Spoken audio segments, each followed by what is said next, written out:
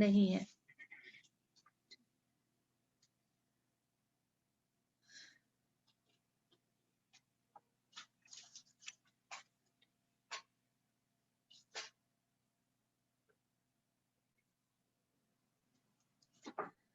اور جہاں تک یہ بات تھی نا کہ حدیث بتائی کہ اپنی رازداری میں مدد رکھ کے حاصل کرو، بے شک ہر صاحب نعمت حسد کیا جاتا ہے.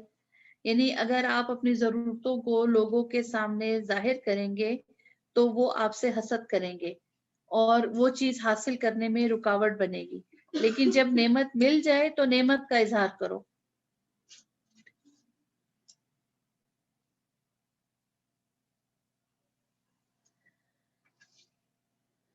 کیونکہ جو چیز پھر آپ کو مل چکی ہے وہ کوئی بھی حاصل پھر اس کو آپ سے چھین نہیں سکتا. تو اس لیے بہت زیادہ تفصیلات بتانے کی بھی ضرورت نہیں ہے. یہاں سے اتنی بات سمجھ آئی کہ بہت زیادہ کیا نہیں کرنا، پھیلانا نہیں، ٹھیک ہے، خواب کو بھی نہیں. یہ باہر جتنے لوگ بیٹھے ہوئے اندر اچھی خاصی جگہ ہے، یہ اندر کیوں نہیں آتے؟ تو ٹیک والی جگہ ان کو دے دے نا، کوئی اندر بلا کے کوئی ٹیک، کوئی بچی آگے بیٹھ جائے اور جو ہے ٹیک والی جگہ انہیں دے دے.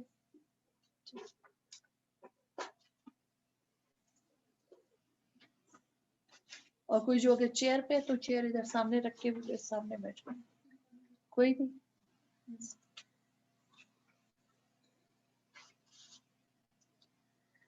اچھا جی، حقیقت یہ ہے کہ یوسف اور اس کے بھائیوں کا قصے میں ان پوچھنے والوں کے لیے بڑی نشانیاں ہیں. یہ قصہ یوں شروع ہوتا ہے کہ اس کے بھائیوں نے آپس میں کہا کہ یہ یوسف اور اس کا بھائی اور دونوں ہمارے والد کو سب سے زیادہ محبوب ہے، حالانکہ ہم ایک پورا جتھا ہے. اور سچی بات یہ ہے کہ ہمارے ابا جان بالکل ہی بہک گئے ہیں. چلو یوسف کو قتل کر دو یا اسے کہیں پھینک دو تاکہ تمہارے والد کی توجہ صرف تمہاری طرف ہی ہو جائے. یہ کام کر لینے کے بعد پھر نیک بن رہنا. اس پر ان میں سے ایک بولا، یوسف کو قتل نہ کرو، اگر کچھ کرنا ہی ہے تو اسے کسی اندھے کنویں میں ڈال دو، کوئی آتا جاتا قافلہ اسے نکال کر لے جائے گا. یعنی ہمارے سر سے ہٹے گا اور بجائے ماننے کے اس طرح سے کر دو، کوئی اور اسے لے جائے گا. اس قرارداد پر انہوں نے جا کر اپنے باپ سے کہا کہ ابا جان کیا بات ہے، آپ یوسف کے معاملے پر ہم پر بھروسہ نہیں کرتے، حالانکہ ہم اس کے سچے خیر خواہ ہیں. کل اسے آپ ہمارے ساتھ بھیج دیجئے، کچھ چر چگ لے گا، کھیل کود سے بھی دل بہلائے گا، ہم اس کی حفاظت کو موجود ہے. باپ نے کہا تمہارا اسے لے جانا مجھے شاک گزرتا ہے، مجھ کو اندیشہ ہے کہ کہیں سے بھیڑیا نہ پھاڑ کھا لے جبکہ تم اس سے غافل ہو. انہوں نے جواب دیا اگر ہمارے ہوتے ہوئے بھیڑیے نے اسے کھا لیا جبکہ ہم ایک جتھا ہیں تب تو ہم بڑے ہی نکمے ہوں گے. اس طرح اصرار کر کے جب وہ اسے لے گئے اور انہوں نے طے کر لیا کہ اسے ایک اندھے کنویں میں چھوڑ دے، تب ہم نے یوسف کو وحی کی، ایک وقت آئے گا جب تم ان لوگوں کو ان کی حرکت جتائے گا، یہ اپنے فعل کے نتائج سے بے خبر ہیں.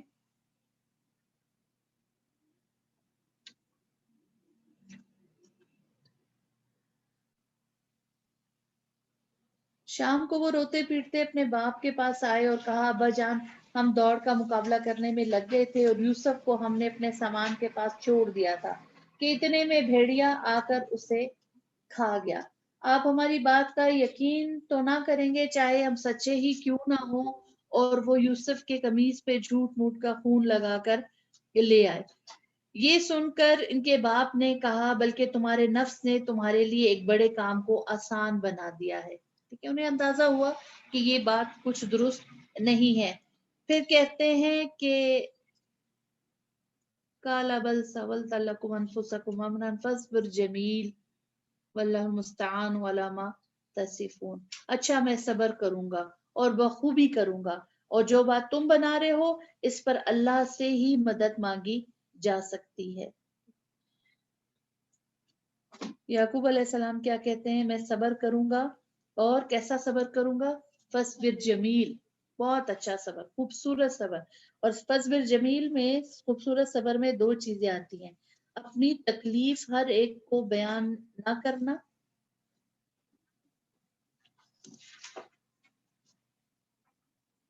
اپنی تکلیف ہر ایک کو بیان نہ کرنا، اور اپنی مصیبت کا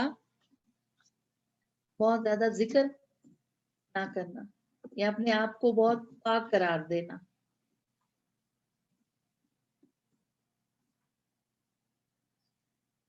ایک تو اپنی مصیبت، اپنی تکلیف کا ہر وقت بیان کرنا، اس کا ذکر کرنا، اور اپنے آپ کو بہت پاک قرار دینا.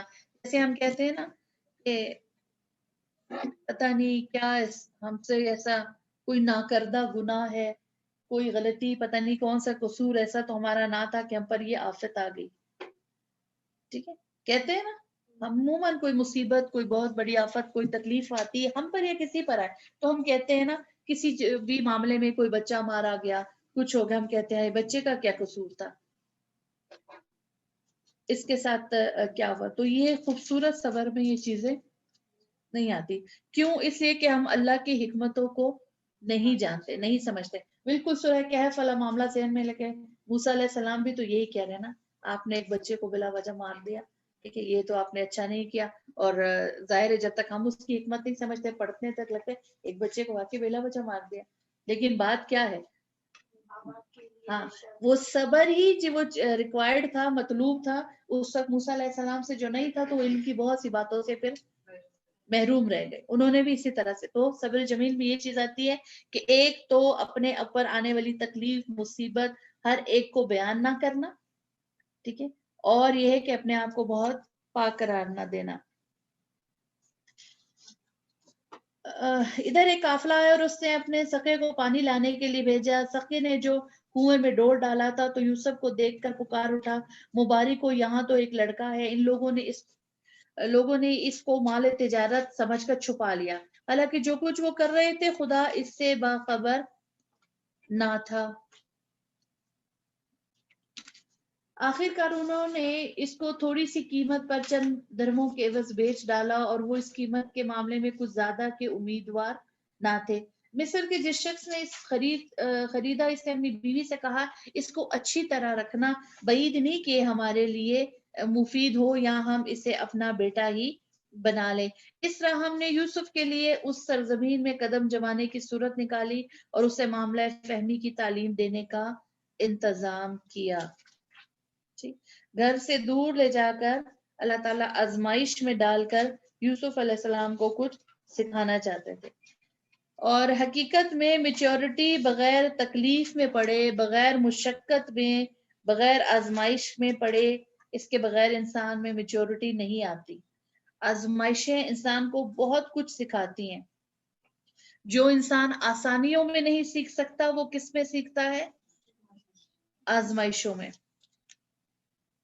اللہ اپنا کام کر کے رہتا ہے مگر اکثر لوگ جانتے نہیں ہیں کیا اسی بات کو، کہ جو چیز آسان حالات میں اسے نہ تو بہت کوئی اجر ہے، نہ کوئی انعام ہے، ٹھیک ہے، اور نہ کوئی حکمت کی باتیں ہیں.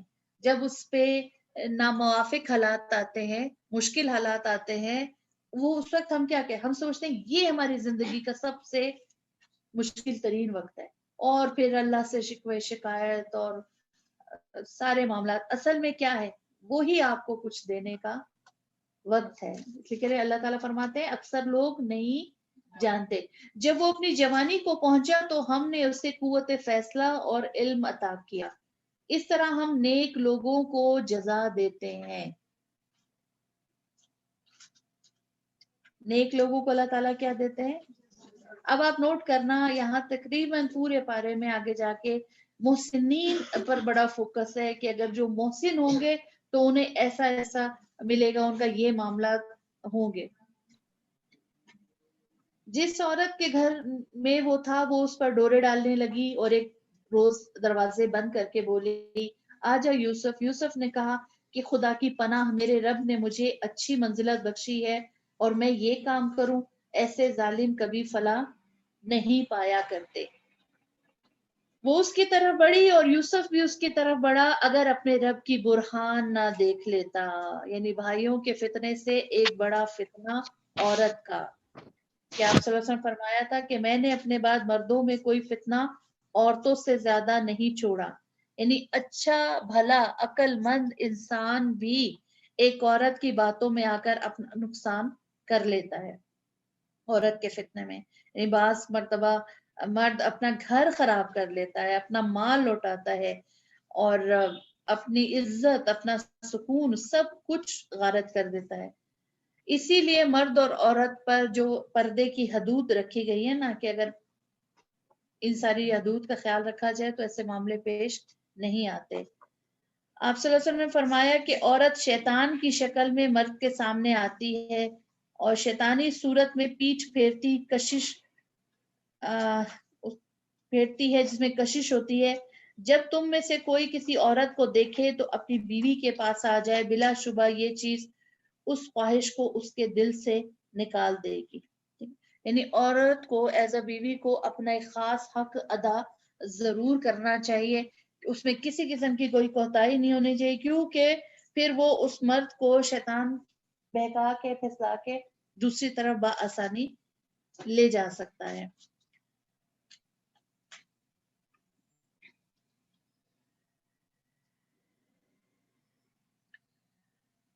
اب یہاں پہ کہا کہ وہ اگر رب کی برہان نہ دیکھ لیتا، یعنی یہ بھی اللہ تعالی کی طرف سے ایک عطا کرتا چیز تھی کہ جس کی وجہ سے وہ رک گئے. کیا وجہ تھی؟ یعنی علم کی وجہ سے، ان کے پاس یہ علم تھا. ٹھیک ہے، علم ہی سے انسان کے اندر برہان آتی ہے. تو یوسف کے پاس یعنی دو چیزیں تھیں ان کے پاس. کیا؟ حسن. ایک آزمائش اس کی وجہ سے آ گئی. ہاں، یہاں پر پھر علم کی وجہ سے، یعنی علم نے ان کو پھر فائدہ دیا. اب دیکھنا ہے کہ ہماری پسند کیا ہے، ہم جو ہے وہ کس چیز کے پیچھے جاتے ہیں اور کس چیز سے متاثر ہوتے ہیں. اچھا، بہت سی باتیں ہمارے سامنے آ رہی ہیں کہ ایک عورت جو ہے وہ کس چیز کے پیچھے اپنا وقت لگاتی ہے، کیا چیز حاصل کرنا چاہتی ہے. ٹھیک ہے، حسن کے لیے. اور حسن تو کیا ہے، وہ آنی جانی چیز ہے، اور علم جو ہے وہ بلندی دینے والا ہے. عورت کے لیے زینت اختیار کرنا اچھا ہے، برا نہیں ہے، مگر اس میں اتنی ترجیح کہ جو کرنے کا کام ہے، جو مقصد ہے وہ ہٹ جائے. ٹھیک ہے، آج دیکھیں ہمارا المیہ، ہماری ہر عورت جو ہے وہ علم سے اور خاص طور پر دین کے علم سے تو وہ محروم ہے. ایسا ہوا تاکہ ہم اس سے بدی اور بے حیائی کو دور کر دیں، اور در حقیقت وہ ہمارے چنے ہوئے بندوں میں سے تھا. یعنی اخلاص کی وجہ سے وہ شیطان کے قابو میں آنے سے بچ گئے. یہ تھی اللہ کی برہان کہ جو شخص اللہ کے ساتھ سچا ہوتا ہے، خالص ہوتا ہے، وہ شیطان کے قابو میں، اس کے وار میں، اس کے وسوسوں میں، اس کی چالوں میں آسانی سے نہیں آتا، اس سے بچ جاتا ہے. آخر کار یوسف اور وہ آگے پیچھے دروازے کی طرف بھاگے، اور اس نے پیچھے سے یوسف کا قمیص کھینچ کر پھاڑ دیا. دروازے پر دونوں نے اس کے شوہر کو موجود پایا. اسے دیکھتے ہی عورت کہنے لگی، کیا سزا ہے اس شخص کی جو تیری گھر والی پر نیت خراب کرے. یہ ہے محبت. ٹھیک ہے، جو حسن کو دیکھ کر ہوئی. ظاہری طور پہ دیکھا بہت اٹریکٹیو، بہت حسین، بہت خوبصورت، اور اتنی شدید محبت کے حرام و حلال کی قیود کو بھی پار کرنے کے لیے تیار. شرم حیا سب کچھ ایک طرف رکھ دی، اور وہ محبت، سو کالڈ محبت، کتنی دیر میں وہاں سے چلتی بنی. جیسے ہی معاملہ دنیا پر ظاہر ہوا، سامنے آوا، محبت کیا ہو گئی، ختم ہو گئی. اس کی سوا کیا سزا ہو سکتی ہے کہ وہ قید کیا جائے یا اسے سخت عذاب دیا جائے. یہ وہ عورت کہہ رہی ہے.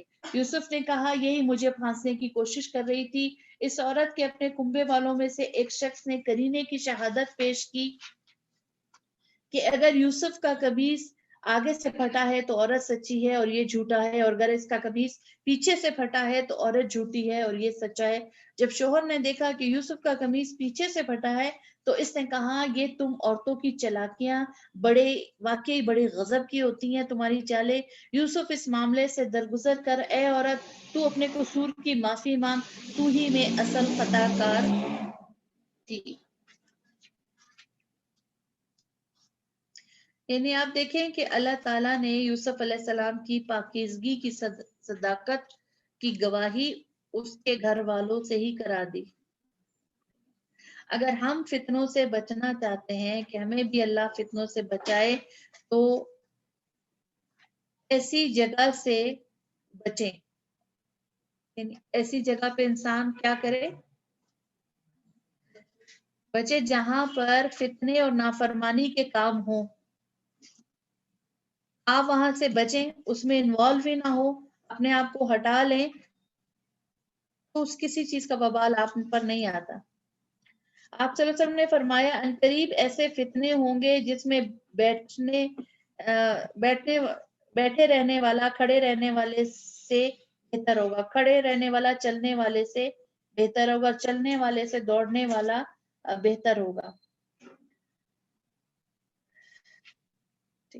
اور جو شخص ان فتنوں کی طرف نظر اٹھا کر دیکھے گا اس سے بچ نہ پائے گا، ایسے میں جو کوئی بھی ہو تو وہ کیا کرے، کسی جائے پناہ میں چلا جائے۔ یعنی آپ کسی ایسی جگہ پر ہیں جہاں اللہ کی نافرمانی کے کام ہو رہے ہیں اور فتنے ہیں، تو وہاں کیا کرنا چاہیے، وہاں رکنا نہیں چاہیے، وہاں سے چلے جائیں۔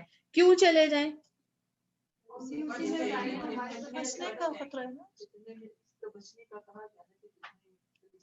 ہاں، اور جب آپ ایسی جگہ پہ ہم رضامندی سے تیار ہو کے جاتے ہیں نا، جہاں نافرمانی کے سارے کام ہوتے ہیں، خود بہت اچھی تیار ہو کے جاتے ہیں، اور وہاں پر اگر ہم خلاف شریعت اور اللہ کی نافرمانی کے کام دیکھ کے بھی بہت شرح صدر سے بیٹھے رہتے ہیں، وہاں سے اٹھتے نہیں، ہلتے نہیں، تو پھر کیا ہے؟ اور اس کی شدید منع ہے کہ جہاں فتنے دیکھو وہاں سے اپنے آپ کو ہٹا لو، بچا لو، ورنہ آپ خالص نہیں ہے، اور اس چیز پہ پھر شدید پکڑ بھی ہے۔ تو لہٰذا ایسی جگہ پر جہاں اللہ کی نافرمانی ہو رہی ہو وہاں سے فوراً ہٹ جانا چاہیے۔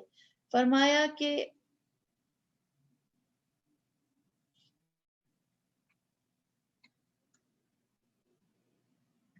آپ صلی اللہ علیہ وسلم اس کے بارے میں کسی مومن کے لیے جائز نہیں کہ اپنے آپ کو ذلیل کرے۔ آپ الفاظ پہ غور کریں، کسی مومن کے لیے جائز نہیں کہ وہ اپنے آپ کو ذلیل کے صحابہ نے پوچھا کہ رسول اللہ ذلیل کرنے سے کیا مراد ہے؟ فرمایا کہ ایسی جگہ اور ایسی آزمائشوں میں جائے جس کی وہ طاقت نہیں رکھتا، ایسے کام پہ پڑے جس سے خود کو بچانا مشکل ہو جائے، بچا نہیں سکتا۔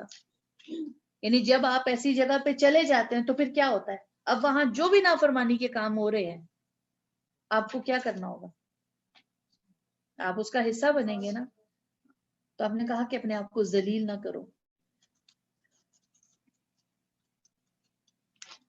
فرمایا شہر کی عورتیں آپس میں چرچا کرنے لگیں کہ عزیز کی بیوی نے اپنے نوجوان غلام کے پیچھے پڑی ہوئی ہے۔ ٹھیک ہے، یعنی جب اس قسم کی کوئی بات ہو جاتی، کوئی واقعہ، کوئی معاملہ ہو جاتا ہے تو عورتیں اس چیز کو بہت زیادہ کیا کرنے والی ہوتی ہے؟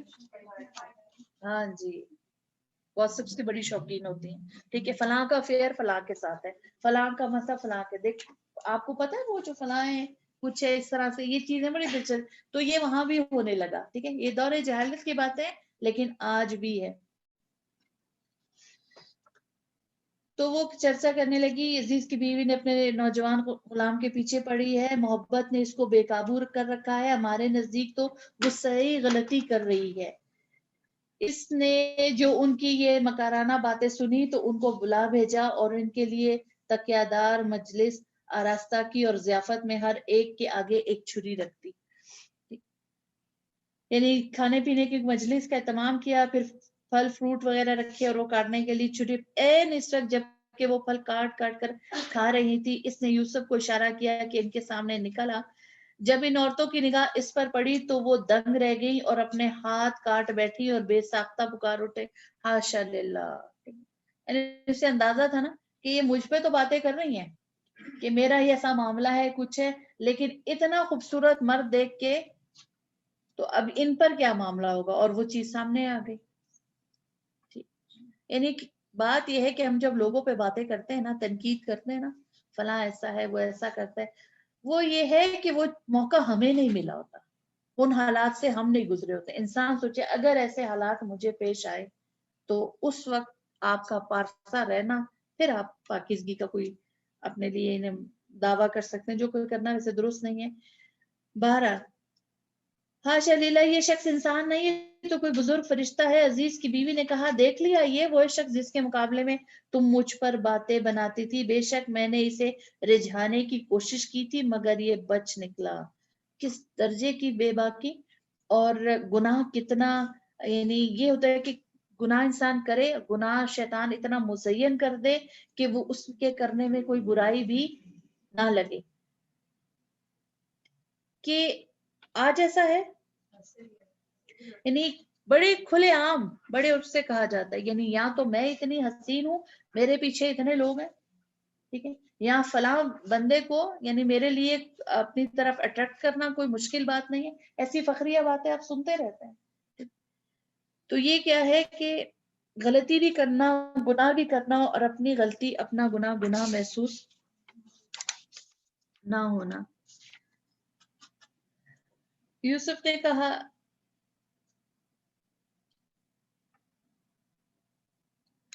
بے شک میں نے اسے رجھانے کی کوشش کی مگر یہ بچ نکلا. اگر یہ میرا کہنا نہ مانے گا تو قید کیا جائے گا اور بہت ذلیل و خوار ہوگا. یوسف نے کہا، اے میرے رب، مجھے قید منظور ہے بنسبت اس کے کہ میں یہ کام کروں جو یہ لوگ مجھ سے چاہتے ہیں، اور اگر تو نے ان کی چالوں کو مجھ سے دفع نہ کیا تو ان کے دام میں پھنس جاؤں گا اور جائلوں میں شامل ہو جاؤں گا.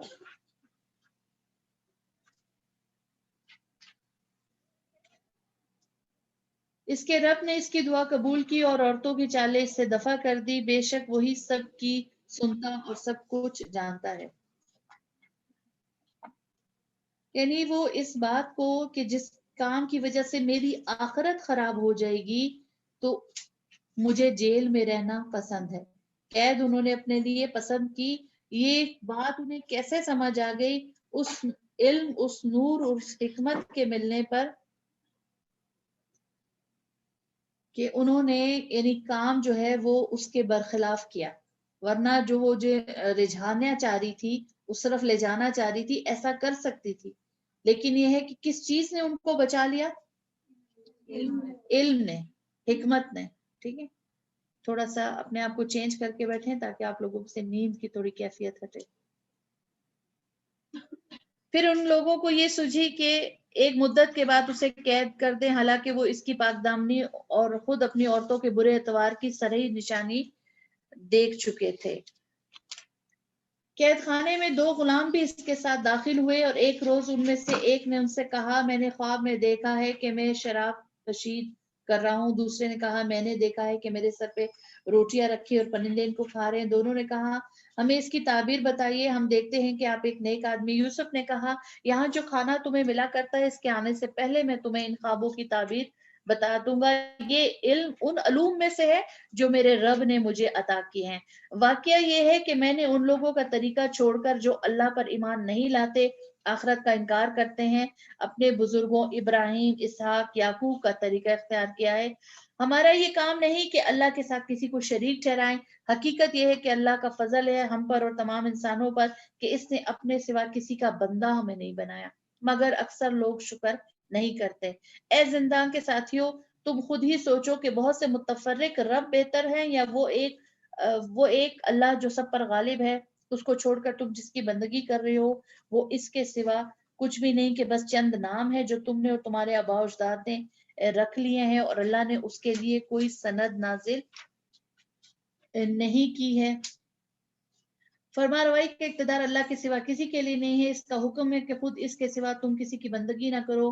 یہی ٹھیک سیدھا طریقے زندگی ہے مگر اکثر لوگ جان جانتے نہیں ہیں۔ اے زندان کے ساتھیوں، تمہارے خواب کی تعبیر یہ ہے کہ تم میں سے ایک تو اپنے رب شاہ مصر کو شراب پلائے گا اور دوسرے کو سولی چڑھایا جائے گا اور پرندے اس کا سر نوچ نوچ کر کھائیں گے۔ فیصلہ ہو گیا اس بات کا جو تم پوچھ رہے تھے۔ یہاں پہ بھی خواب کی کچھ حکمتیں ہیں۔ یوسف علیہ السلام کا کردار قید خانے میں بھی، یعنی وہ لوگ جو آپ سے پوچھنے آئے ہیں آپ کے چہرے کو دیکھ کے متاثر ہوئے ہیں، کیونکہ حسین ہونے کے ساتھ آپ کی حکمت، آپ کا محسن ہونا، ٹھیک ہے، آپ کا اخلاق اس درجے کا ہے۔ اور یہاں پر ایک اور چیز جو یوسف علیہ السلام کے بارے میں سمجھ آتی ہے کہ آپ دیکھیں کہ انہوں نے کیا معاملہ کیا۔ علم تھا ان کے پاس نا، خواب کی تعبیر پوچھی بس بتا دیتے۔ ہاں، تبلیغ یہاں سے ہے کہ کسی موقع پہ کرنی چاہیے، ٹھیک ہے، موقع بے موقع نہیں کرنی چاہیے۔ ہماری تبلیغ کا جو کمزوری ہوتی ہے اس کی وجہ کیا ہے؟ موقع کی مناسبت سے نہ ہونا، اس لیے وہ پر اثر نہیں ہوتی، اس لیے اثر نہیں کرتی۔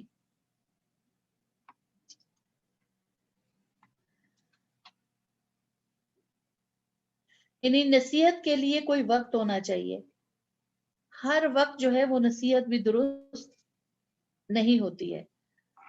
کام اپنا نہ چھوڑا وہاں جا کر بھی، لیکن ایسے ہی نہیں کہ جب گئے بیٹھے تھے اور کچھ لوگ نظر آئے، اچھا ادھر آؤ میں تمہیں ذرا بتاؤں کہ حقیقت کیا ہے اور کیسے ہمیں رہنا چاہیے، کیا کرنا چاہیے۔ نہیں، جب وہ آئے اور اپنا ایک مدعا پیش کیا اور اس میں وہ ضرورت مند بھی تھے، تب حکمت سے پہلے اللہ کا تعارف باتیں کر کے اور وہ باتیں سمجھائیں، ٹھیک ہے۔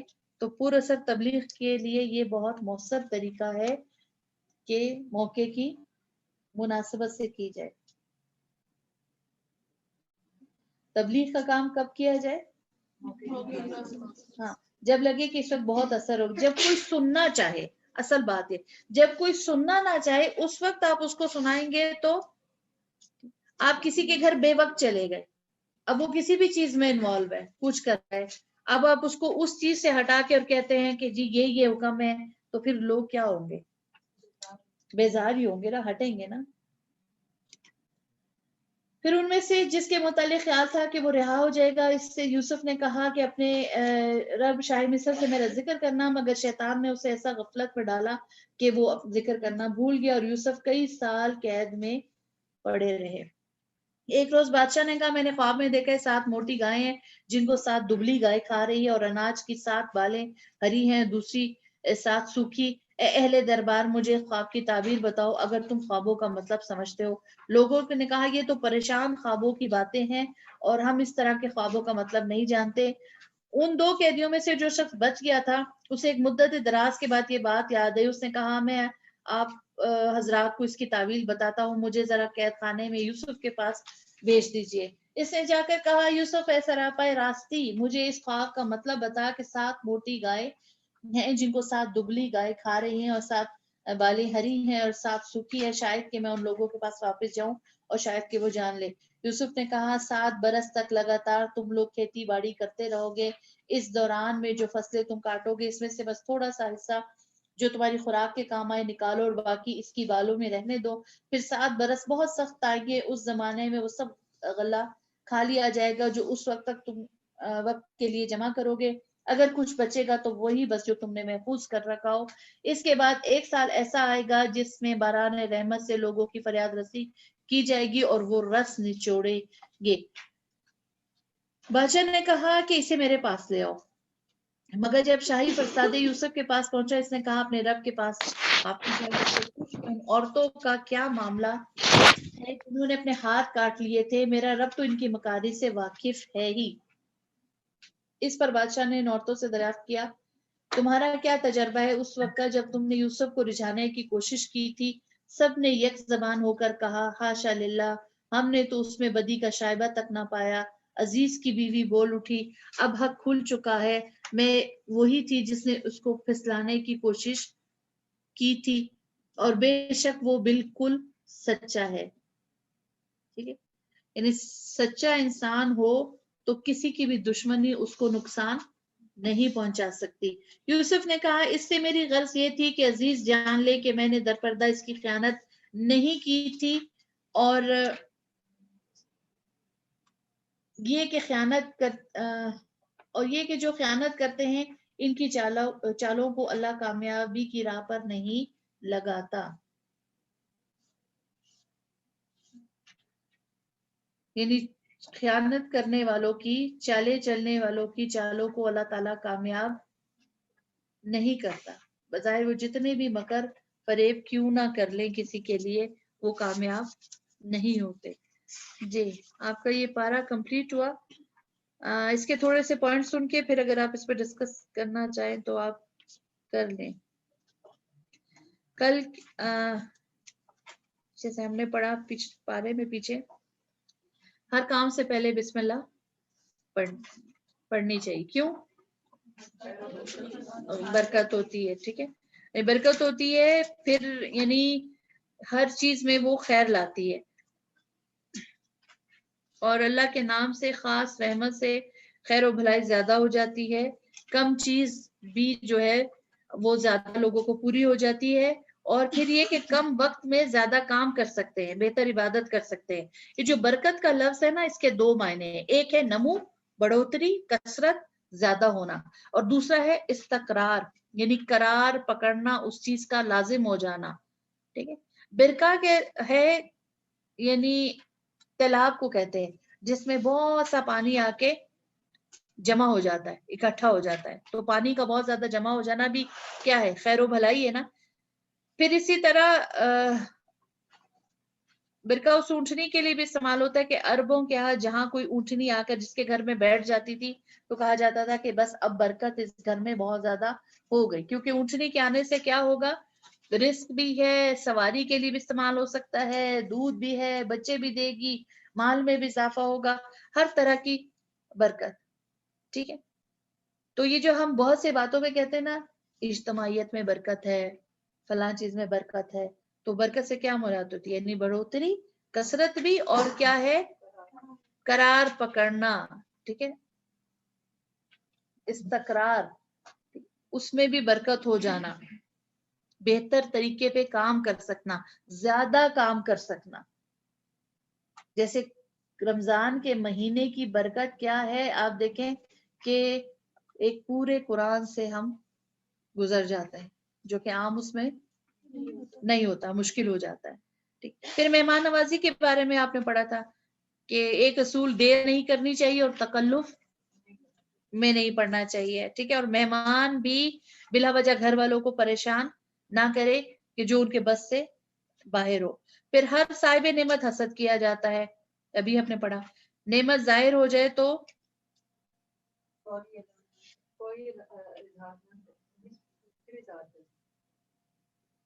ٹھیک ہے، جب تک نعمت ظاہر نہ ہو جائے زیادہ بات اس کے متعلق نہ کریں، پھر جب ہو جائے تو اللہ کا شکر، اللہ کا ذکر، یعنی اللہ کا ذکر کر کے پھر اس نعمت کا ذکر کریں، پھر اس طرح اس نعمتوں کو لوگوں کے ساتھ بھی شیئر، بچا کے نہیں رکھنا کہ ٹھیک ہے اللہ نے ہمیں خوشی یا جو بھی معاملہ ہے، مال، ساری چیز وہ ہو گئی ہے تو اب ذکر، پھر ہم اتنا چھپاتے ہیں، مطلب یہ طرز عمل بھی غلط ہو جاتا ہے، ٹھیک ہے۔ جب تک تو آپ کا جو معاملہ ہے تو ہے، لیکن جب جو چیز ہو گئی ہے پھر اس کو کیا کریں؟ پھر چھپائیں نہیں بلکہ لوگوں سے شیئر کریں۔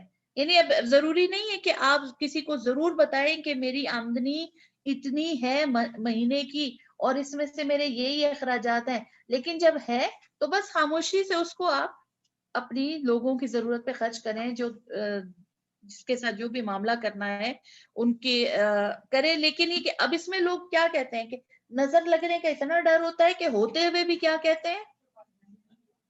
ہے ہی نہیں، بالکل کچھ بھی نہیں ہے، یہ بھی نہیں کہا گیا آپ کو کرنے کا کہ ایسا معاملہ کرنا ہے، ٹھیک ہے، پھر یہ شکر میں نہیں آتا۔ تو اور پھر اب یوسف علیہ السلام کو جو معاملہ پڑھ رہے ہیں کہ دیکھیں وہ خود جب برائی سے بچنا چاہتے تھے تو اللہ تعالیٰ نے کیا کیا؟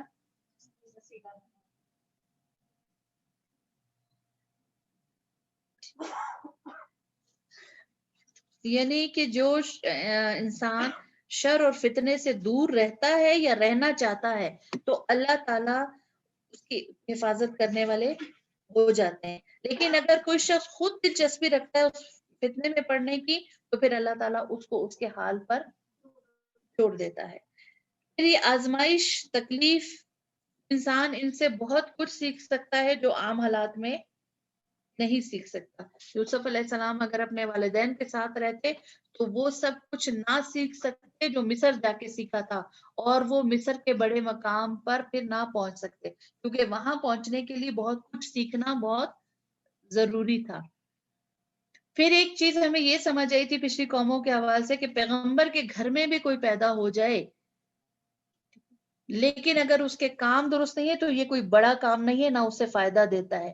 نہ نوح کا بیٹا ہونا، نہ لوط کی بیوی ہونا کسی کو فائدہ نہیں دیتی. پھر یہ کہ ہر جاندار کا رزق اللہ کے ذمہ ہے. پھر دین کے رشتے خون کے رشتے سے زیادہ مضبوط ہیں. پھر خواب کا ذکر ہے کہ اچھی خواب کا جو ہے مجلس میں زیادہ ذکر نہ کرے، کیونکہ کوئی بشارت ہے تو آپ اس کو سنائے جو آپ کی خوشی پر خوشی ہو. جسے جو حسد کرنے والا ہو، اب آپ کو نہیں پتا مجلس میں کون آپ سے خوش ہوگا اور کون آپ سے حسد کرنے، اس لیے بہت بڑی مجلس میں اپنا اچھا خواب نہیں سنانا چاہیے.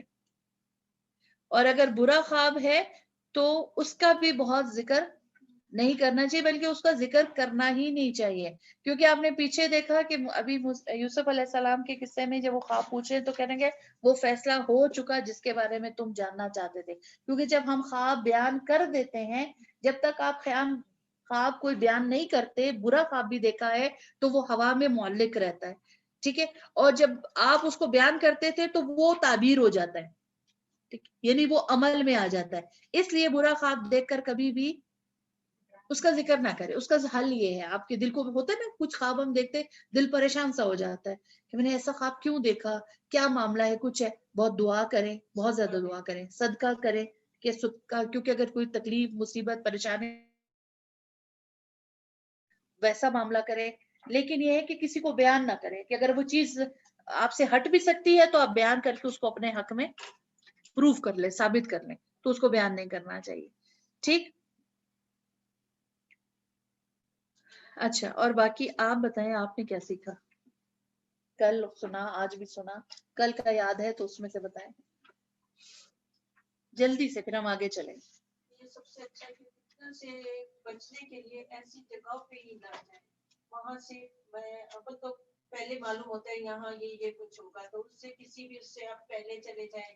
اگر شادی کا موقع یہ ہے تو جیسے پہلے آپ نے کہا تھا آپ نے گفٹ دینا ہے، پہلے دے دیں، آپ کو پتا ہے کہ یہ پھر اگر جا کے نہ بھی وہ ہو کہ غیر متوقع طور پہ بھی وہاں اس چیز کا انتظام ہو تو آپ وہ کوئی ہے کہ آپ اگر وہاں بیٹھے ہیں تو کھڑی ہو جائیں، کھڑی ہیں تو وہاں سے بھاگنے کی، دوڑنے کی کوشش کریں کہ اگر آپ وہاں رہیں گے تو ضرور اس کا حصہ.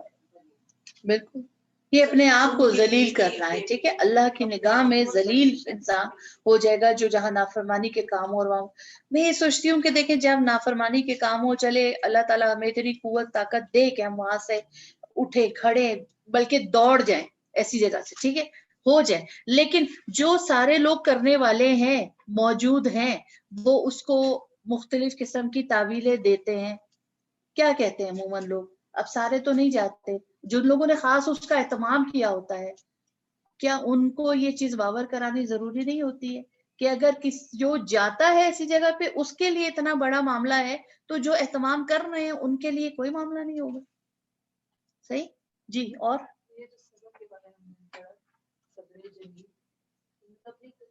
کسی کو بیان بھی نہیں بیان کر دیا تو ہم نے صبر نہیں کیا. کسی کو نہیں، ہر ایک کو نہیں کرنا، ہر ایک کو بیان نہیں کرنا. ورنہ بعض چیزیں ایسی ہوتی ہیں کہ دیکھیں وہ تکلیف کا اظہار آپ کسی کے ساتھ کر ہی لیتے ہیں. ٹھیک ہے، سولوشن کے لیے یا کسی ہیلپ کے لیے، ٹھیک ہے، اور نہیں تو دعا کے لیے. لیکن ہر ایک پہ بیان نہیں کرنا. جیسے کل ہم بات کرتے ہیں جتنا تذکرہ اپنی تکلیف، دکھ اور غم کا کریں گے تو وہ بڑھتا چلا جائے گا، وہ کم نہیں ہوگا. لوگ بھی بیزار ہوں گے. بالکل